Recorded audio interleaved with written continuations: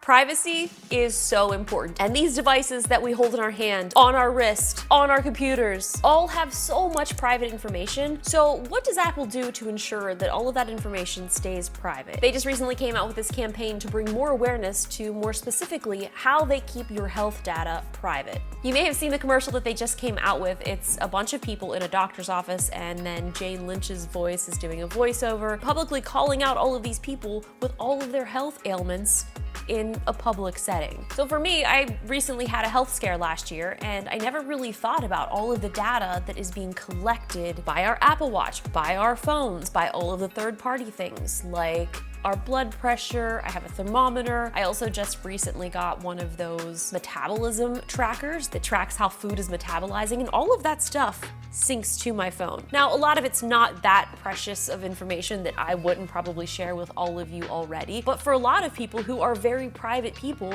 they do not want their health data out there and shared with the world. So I love that Apple is really putting together some documentation and promoting the fact that all of this health data is safe and secure. So to talk more about health and privacy, I got a chance to chat with two people from Apple all about this. Dr. Sembel Desai, she is Apple's Vice President of Health, and Katie Skinner, who is Head of User Privacy Engineering at Apple. So I'm obviously a huge Apple fan, and from the iPhone to the Apple Watch, and I love all of the health features. So how do you guys kind of go about figuring out what health features to put in these devices and what most can help customers? Well, first of all, I just want to say I'm so happy to hear that you're a huge fan, and I'm also really happy to hear that you're doing really well after your health scare last year. Thank you for sharing that story so openly. It helps so many people, so thank you for that. You know, when we think about our health features at Apple, we really want to think about how do we empower hundreds of millions of people to take charge of their future and their health, basically with the phone in their pocket and a watch on their wrist. And we really want to think about how do we democratize the availability of health and health information. And you know, we're very early in our stages of work here at Apple, but the way we think about our features is we really think about three things. One, we want to be able to use our technology to enable people to be proactive about their health and think about their health in a way that enables them to be in charge sooner. So we're not on the receiving end of bad information, but actually trying to get ahead of anything that's happening. And we know that focusing on being proactive is so important when it comes to your health. We also think about our health features from a perspective of thinking about three core components, which is what can we tell you that's actionable? What's scientifically based and grounded in science, and then perhaps most importantly, we think about privacy from day one when it comes to our work, and we think about the science from day one. And also, what are we going to tell you that's going to allow you to take some action around your health and focus on improving it, giving you some information so you can do something with it. And so, you know, when you think about our health and fitness features, from the health app to our cycle tracking experiences, to sleep stages, to mobility, medications, our goal is really, we want individuals to have control over their health information. It should belong to you and you alone at all times. And we want you to be able to use that health information to be empowered to take great steps to be healthy. I think what's great is the Apple Watch and all of these features, you don't really need them on a day-to-day basis until you do. So for me, having that super scary health scare of a blood clot, for me, being able to know my resting heart rate, what that normal basis is, and also my blood oxygen levels was something that I needed to be very consistent in taking, and just knowing that I always had my Apple Watch on, knowing those for me, like, I think really did help me be able to take control of my health. And I think that's what's so empowering for a lot of people, is these devices are really giving that back to just the everyday consumer, and being able to have that information to take to your doctors is really incredible. I love that. And that's exactly what we're trying to achieve. We want you to be in the driver's seat of your health and be empowered to ask the questions you need to ask. You know, going through the health system is hard and scary at times. So we want to make sure we can help you make that journey a little bit more, a little bit easier, but also just feel more like in the driver's seat and empowered to say, like, hey, let me ask these questions because I want to know what this information means and what it means to my health. And there's a lot of features too that I've never even really needed to use myself, but we were talking about the health sharing. So if I want my parents or my grandmother to share their health vitals with me, like, they can do that. That's pretty powerful. So for a lot of people, though, that might be scary because they might think, oh no, like, my data's going to be out there. So what are you guys kind of doing to make sure that that's protected and it's only being shared with those who they want it to be shared with? Whenever you share your health data, whether with an app or another person, it's always only with explicit permission. And so you have granular control over what types of data you share with apps, as well as people like loved ones that you mentioned. And so these are always available to review, manage. Users can change them at any point. And we really think that that enables people to, as you say, trust their device more, so then they can really use these super powerful health features to the fullest. That's awesome. Yeah, I think that's something that might put a lot of people's minds at ease, especially with this new campaign, which the commercial was really funny. Like, I feel like bringing attention to this in such a comical way, I think will definitely have a lasting experience for a lot of people. So Dr. Sumbul, you were talking about the scientific based data. So can you talk a little bit more about that? Because I feel like that's something that's really important as well. Yeah, I mean, when we develop health features, the way we think about it is we want to make sure that from the get-go, we're thinking about what is the science behind what we're able to do. And so that, that means a few things. It means running small studies to really understand the feasibility of whether or not we can achieve a certain level of performance. It means looking at the medical literature and looking at medical data to understand, like, if we have this piece of information, what does that tell you about A, B, and C, and D? It also means that we test against ground truth. So, for example, for our ECG features, we tested against a 12-lead ECG, which is considered the gold standard for heart rhythms. And so the goal really is to make sure that our performance is just as good or as close as to just as good as what's considered the gold standard. And then the last thing is, again, just going back to that actionability, we want to make sure when we tell you something that it is scientifically grounded in an action. So for example, if you have an irregular heart rhythm notification, we want to make sure that you can take a step to go and contact a physician. If we're telling you about your cardio fitness levels, we want to make sure that you understand what your cardio fitness levels are and then give you scientifically validated information about where you stand compared to others. We have another feature called walking steadiness that was actually developed off of our Apple Heart and Move study, where we had thousands of data points from our participants in that study, develop this feature, and then actually what that feature does is it tells you if your walking steadiness is, if you're seeing early signs of imbalance.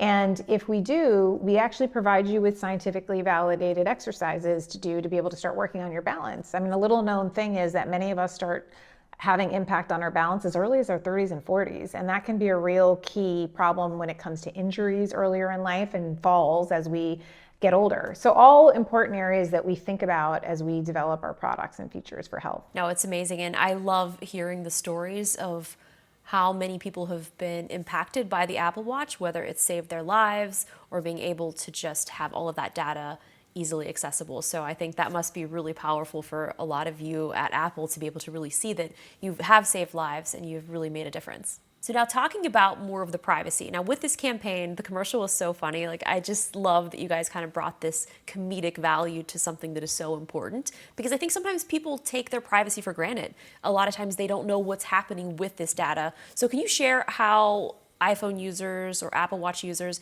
can you share how the third-party apps and other people can stop sharing, or like what that whole process is to make sure that what they are sharing is what they want to be sharing? Yeah, at any point you can go and check who you're sharing with in the Health app.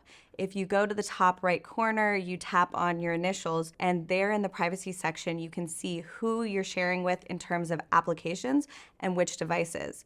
And then if you want to see which loved ones that you're sharing with, then go to the sharing tab and you can see right there. So now obviously this is built with Apple, but what about third-party apps? How can we be sure that they aren't taking our data as well? Like, what kind of precautions are you guys putting in place? Well, I think one thing that you can do when considering to download a third-party app is you can check out their nutrition label in the App Store. And that can tell you more information about their privacy policy and what kind of data that they collect and how that they're using it. And so any third-party app that reads or writes data from the health app, they must comply with the terms in the developer agreement and the App Store guidelines. And so this really means that they can only use data from the Health Kit framework for health purposes, motion purposes, or fitness.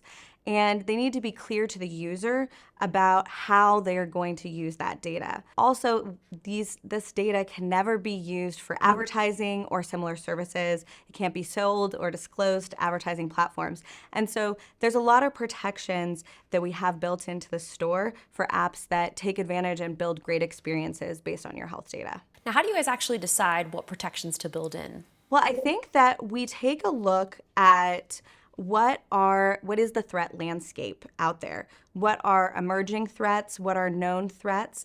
And there are also some key principles that we take a look at whenever we're building any privacy feature.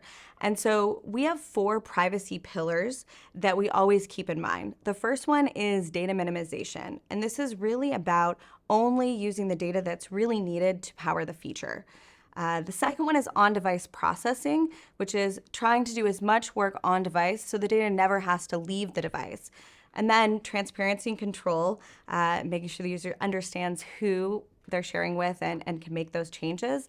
And lastly, we have security. And this is a key one because this is what actually technically enforces the choices that a user makes, making sure if they say that they don't want to share data with an app anymore, that's technically stopped. That's great. So I guess moving forward, just to ensure that people are protected, their data is safe, like what can you do to reassure them that everything is safe and you can only share it with who they want to? Health and Health Kit have really been built from the beginning with privacy in mind. Just to talk about how their health data is treated, first, if the data is sitting on their phone and the phone is locked with a passcode, Touch ID, Face ID, all of the health and fitness data in the health app, other than the medical ID, is encrypted, and this data doesn't leave your device. So then if you choose to sync your health data to iCloud, then it's encrypted both in transit and on Apple servers. And for users that are running with the default on two-factor authentication as well as a passcode, all of your health and activity data is end-to-end encrypted. And so what this really means is that it's backed up in a way that Apple can't read it. And to tell you maybe a little bit more about end-to-end encryption, because sometimes that term is kind of bandied around, might be kind of confusing to some people. What it really means is that your data is encrypted with keys that are derived from your devices and your device passcode. So it's really protected by something only you know. And so that means that you and your devices can decrypt and access your health information, but only on devices where you're signed in with your Apple ID. And nobody else, not even Apple, can access this end-to-end encrypted health data. I think that's one of those really key protections paired with our control and transparency that can really let users feel like they're in control of what happens to their health data. That's great. Thank you. Dr. Semple, is there anything else that you'd like to add that you feel that might be helpful for people when they're kind of either getting into a fitness journey, and how the Apple Watch and Apple Health and Fitness Plus and all of these things can help people reach their goals? You know, I think the way we think about it and what we're excited for users to understand and hopefully leverage this as an important tool is that as you're setting a goal, you said it very nicely, this is information that you may come back to every day, you may come back to it month to month, but the fact that we have something that's able to collect, you know, that information in a private and secure way, and then provide you with information that's really valuable and actionable is just priceless. And so to give you some examples, for example, cardio fitness is a great measure of your cardiovascular health. And when you are able to exercise and are working out at a good level, you'll see your cardio fitness levels at a certain level. I, for example, recently had an injury and I noticed my cardio fitness levels drop, and I use that as one of the metrics to work back to where I was before. So it kind of set this goal up for me to be able to get to achieve again. And, you know, that means working out with some intensity, working out for a certain amount of time, and making sure that I got back to the levels that I was at. And so that's what we really want you to think about is like, how can this data be helpful to you to be actionable? I mean, The fact that it is private and secure is so incredibly important, but also we want to make sure that that data is yours and yours alone for you to be able to set goals with. Privacy is so fundamental to everything we do that we want to do that thinking for you so you can just really enjoy achieving and setting goals for yourself and interacting with that health information in the way that you want to empower you to be as healthy as you can be. For sure. And there's so many different types of third-party things like temperatures, scales, blood pressure cuffs. I just recently got one that measures your metabolism. You like breathe inside of it. So it's like all of that stuff is just being, centered around your phone and the health data, and being able to share that with your doctor if you ever need to, I think is so important, and it makes it so easy. And I think for consumers and just everyday people, like, this is really letting us kind of take the power back, be able to take the health into our own hands and really kind of, be able to have that information. I think we're really excited that paired with the super funny commercial, we also have a health and privacy white paper that can allow people to learn more about what are those protections that you're talking about. So Dr. Sumbul, as far as privacy goes, I mean, that's such a huge concern for our health data. So how are you guys kind of taking that at the forefront at Apple? Well, we just shared with you our new campaign, and it's about health data privacy specifically. So when the campaign that we shared is funny and lighthearted and happens to star the voice of Jane Lynch. But it actually highlights a topic that's incredibly important to us, which is, incredibly important to us at Apple, which is privacy, and specifically health data privacy. And so for many of us, there's nothing more sensitive than our health data, and we've seen how critical it is in the financial world to protect privacy of a person's financial data. Well, health data is just as, if not more so, a priority to protect. And so after all, there's really nothing more important than our health. And so we really think that people should expect the same confidentiality from their technology as they do from their doctors. It's why privacy is so fundamental to everything we make. And in the health space and beyond, we create health features that we believe you should decide what you want to do, who you want to share it with, and have the ability to stop sharing that at any time. And so it's really one of the reasons that privacy is such a central core to the principles that I shared earlier, which is around scientific validation and actionability. We're very intentional, as you heard from Katie, around the design of our health products, and privacy is really a central part of design just from the ideation phase. So from the get-go, we think about it from day one. And so we think this is what it looks like to democratize health in the right way, and we wouldn't settle for anything else. And honestly, neither should any of you. We're excited to empower our users with health information and be in control of their health information in a private and secure way. No, that's awesome. Thank you so much. I mean, I do feel like Apple and my Apple Watch and all of this technology really did kind of help me not only get my health in check, but also potentially could have saved my life. And I think that that's gonna help so many other people too. And it's so great to know that you guys do have privacy in mind. Thank you guys so much for joining me. Thank you so much. Bye. See you later. Bye, guys. Thank you guys so much for watching, and a huge thank you to Dr. Sumbul and Katie for joining me here in this video to explain a little bit more about how Apple is taking great care of not only our health, but also ensuring that that health data stays private. I'd love to hear from you guys though in the comments, so be sure to leave some below. And if you haven't already, be sure to like and subscribe and hit the bell to be notified when I post new videos. And with that, I will see you guys in the next one.